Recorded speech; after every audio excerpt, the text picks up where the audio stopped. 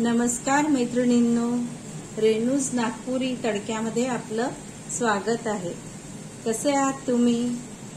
अर्थातच छानच असाल। मी सुद्धा मजेत।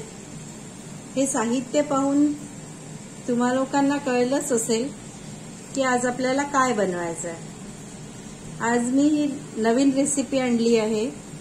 नवीन नाहीये, जुनीच पारंपरिक रेसिपीज आपण सध्या घेतोय। हा आहे कच्च्या कैरीचा किस। मार्केटमध्ये हल्ली कच्च्या कैऱ्या छान निघून आल्या आहेत। मला दिसल्यावर मी चटकन घेतल्या, कारण हा माझा आवडीचा पदार्थ आहे। तर मी कच्च्या कैऱ्या आणून आधी त्याला धुवून छान किसून घेतलेला आहे। त्यासोबतच आपल्याला तिखट, लाल मिरची पावडर, या चमचा, हा जो आपला तिखटचा म्हणा किंवा माझ्या तिखटाच्या डब्यामध्ये हाच चमचा असतो, मी वापरते। या चमच्याने 2 चमचे तिखट, 1 चमचा हळद, 1 चमचा जिरे, 1.5 चमचा मोहरी, अर्धा चमचा हिंग, मेथीदाणा 1 चमचा, थोडी साखर, हे एवढं साहित्य मी घेतलेलं आहे। आणि चवीप्रमाणे मीठ घेतलेलं आहे मी। साधारणतः या चमच्याने 2 चमचे मीठ घेतलेलं आहे। तर तुमच्या लक्षात आलंच असेल की मला कुठला पदार्थ बनवायचा आहे। आज आपण बनवतो आहे कच्च्या कैरीचा तक्कू। कळलं ना? ओके, तर आता आपण फोडणीसाठी तयार करूया। तर मैत्रिणींनो, आपली तडक्याची तयारी तर झालेलीच आहे। साहित्यही तुम्हाला दाखवलेलंच आहे।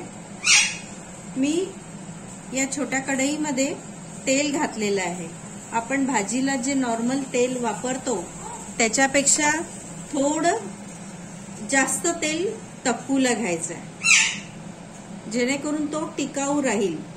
8 दिवस तो आपल्याला चालेल, म्हणून तेल थोडं जास्त वापरायचं तक्कूला।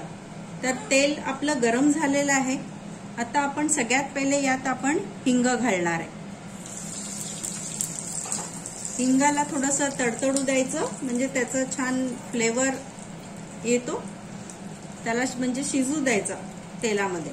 त्यानंतर मोहरी घालायची। मोहरी तडतडली की आपण जिरं घालायचं। हे सगळे पदार्थ छान तेलात होऊ द्यायचे, म्हणजे त्या प्रत्येकाचा फ्लेवर छान उठून येते। त्यानंतर मेथी दाणा घालायचा।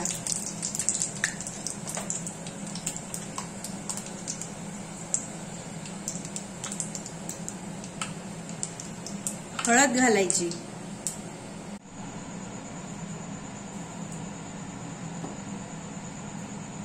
तर मी माझ्या रेसिपीमध्ये लसूण ऍड केलेला आहे। साहित्यामध्ये मी लसूण याकरता दाखवलेला नाही की खूप लोकांना कांदा लसूण चालत नाही, कांदा लसूण शिवाय जेवण करतात, म्हणून मी मेन इंग्रेडियंट्स मध्ये लसूण दाखवलेला नाही। पण मला लसूण आवडतो, म्हणून मी माझ्या तक्कूमध्ये मी लसूण ऍड केलेला आहे।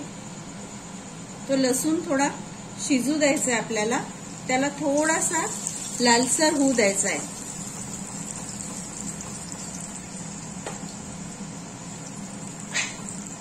लसूण थोडा लालसर झाला की त्याचा छान सुगंध येतो पदार्थाला। तर आपला लसूण थोडा लालसर होतोय।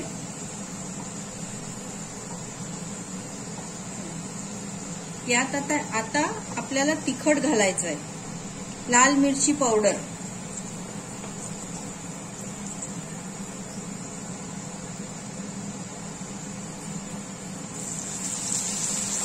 आणि मी यात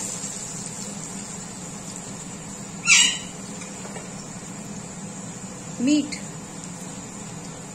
ऍड केलेलं आहे फोडणीमध्येच। गॅस बंद केलेला आहे आणि ही फोडणी छान गरम गरम फोडणी आपल्याला या आंब्याच्या किसावर घालायची आहे.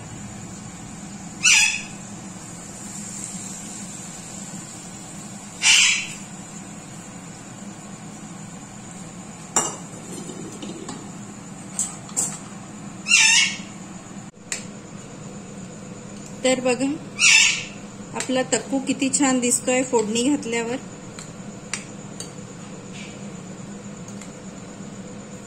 हे छान त्या आंब्याच्या किसामध्ये ही फोडणी मिक्स करायची आहे. आणि यात आंबट गोड लागावं म्हणून थोडं मी साखर मिक्स करते. तुम्हाला तुमच्या चवीप्रमाणे किंवा आवडीप्रमाणे साखर घालायची आहे. मी फक्त 1 छोटा चमचा साखर घातलेली आहे. हवं तर तुम्ही जास्त पण घालू शकता. याला थंड होऊ द्यायची. हा तक्कू 8 दिवस चांगला राहतो, मात्र याला फ्रीज मध्ये ठेवणे गरजेचं आहे. 2 दिवस 3 दिवस हा बाहेरच राहील, कारण यात आपण तेल भरपूर घातलंय. पण त्यानंतर मात्र याला तुम्ही फ्रीज मध्ये ठेवायचं आहे.